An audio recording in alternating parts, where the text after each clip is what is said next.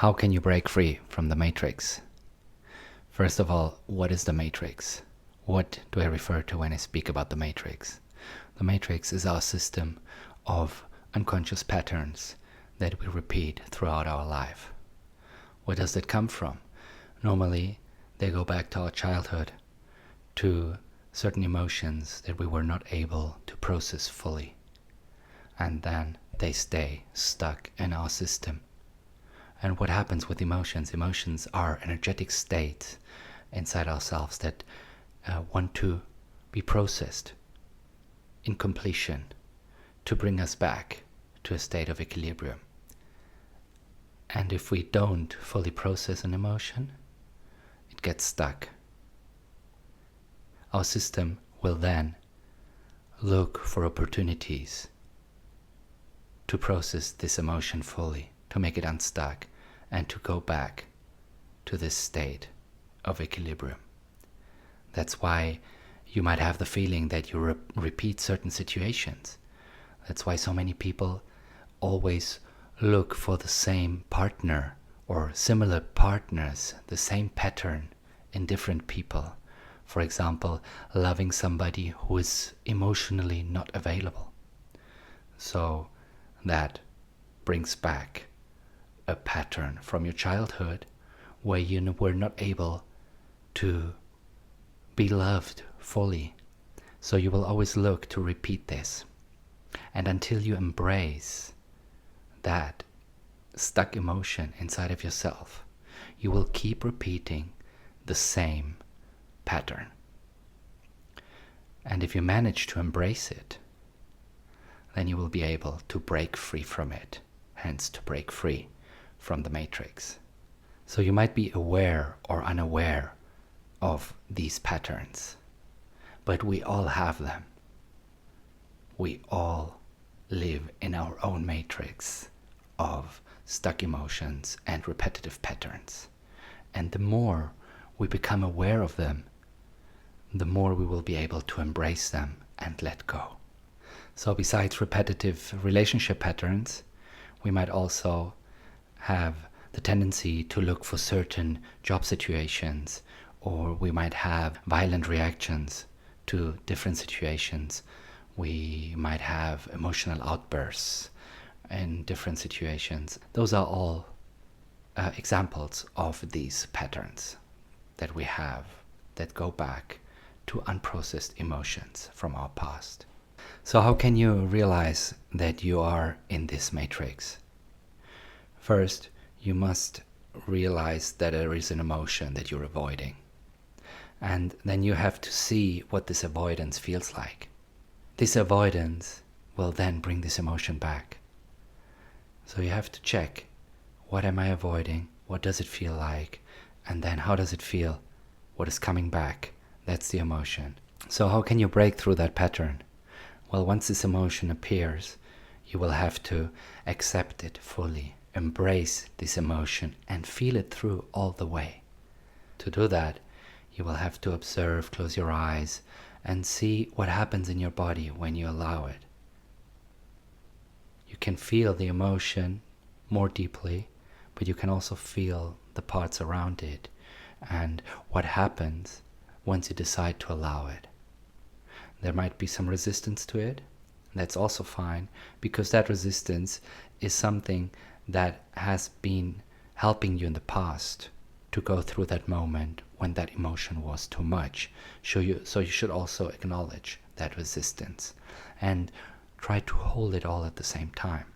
So the different emotions, they have a reason for why they exist. So for example, if there's anger, the anger might feel like too much, and it might feel like something forbidden because you were not allowed to feel this anger in the past. So now the exercise is about allowing yourself. Now you become the master of your own emotions. So you want to allow yourself, you want to give yourself permission to feel this emotion fully, all of it.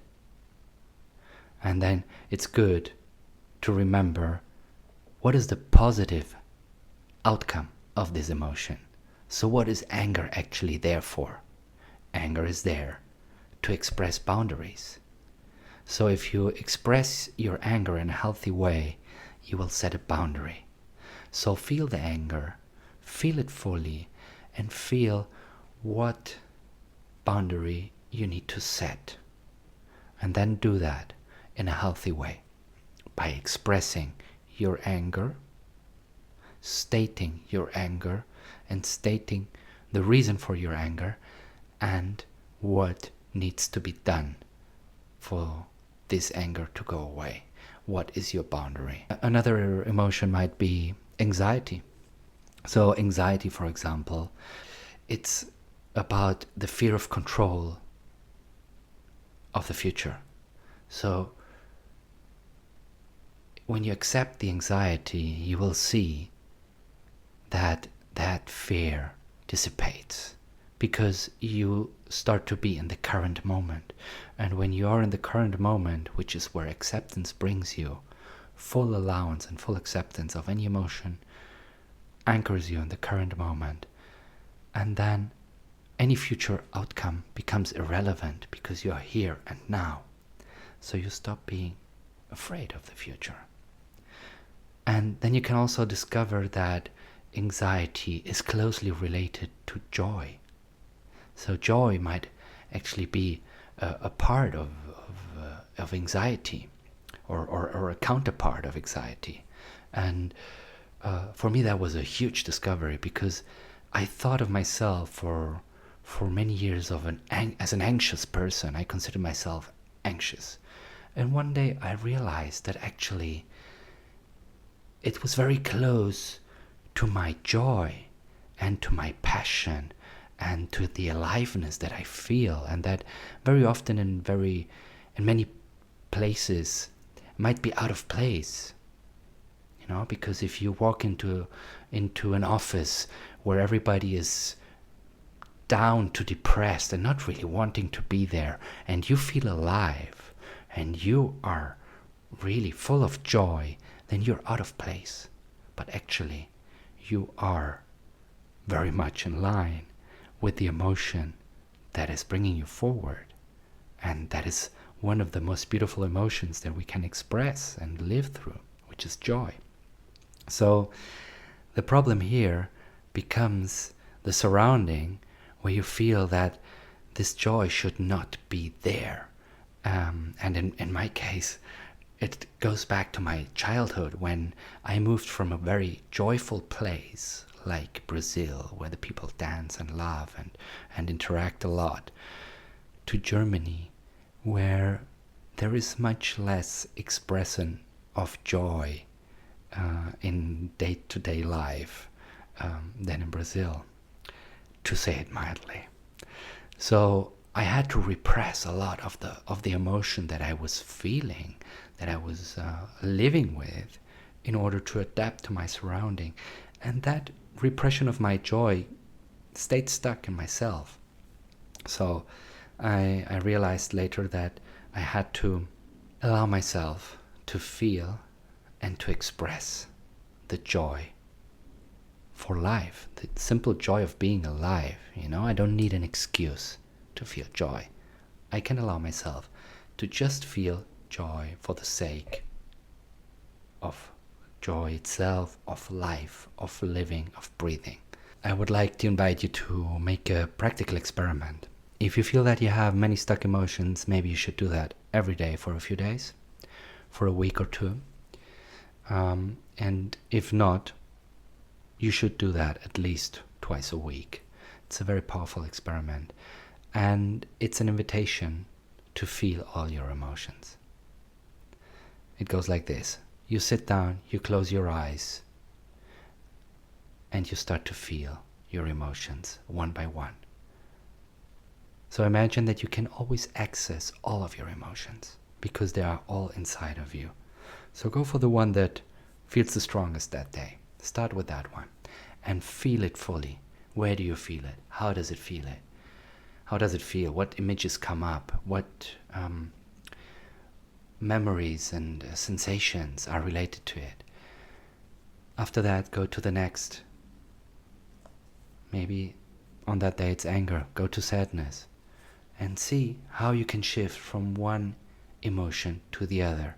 And one emotion might feel big one day and small another day. Or you might discover over the days when you do this exercise that there is always the same emotion that is feeling big. Maybe it's sadness. So either sadness is one of your strongest emotions, or you're going through a time in your life where sadness needs to be expressed and felt. And that can be maybe you lost someone, or you went through a divorce, and you still have some sadness to process there, to really let go of that person. So observe these emotions, go through all of them: sadness, anger, fear, anxiety, love, excitement, joy. Every day during this exercise, feel all of them. Where is my joy today? How does it feel? Is it big? Is it small? Where do I feel it? So that's a very powerful exercise, to be able to see your emotions, feel them, and feel if they are stuck. Allowing them, they will get unstuck because you will allow yourself to process them. And that is how you end up escaping the matrix, your own matrix, which is the only one that matters. If you like this video, please hit subscribe and share it with anybody who you think might benefit from it. Thank you very much, and see you next time.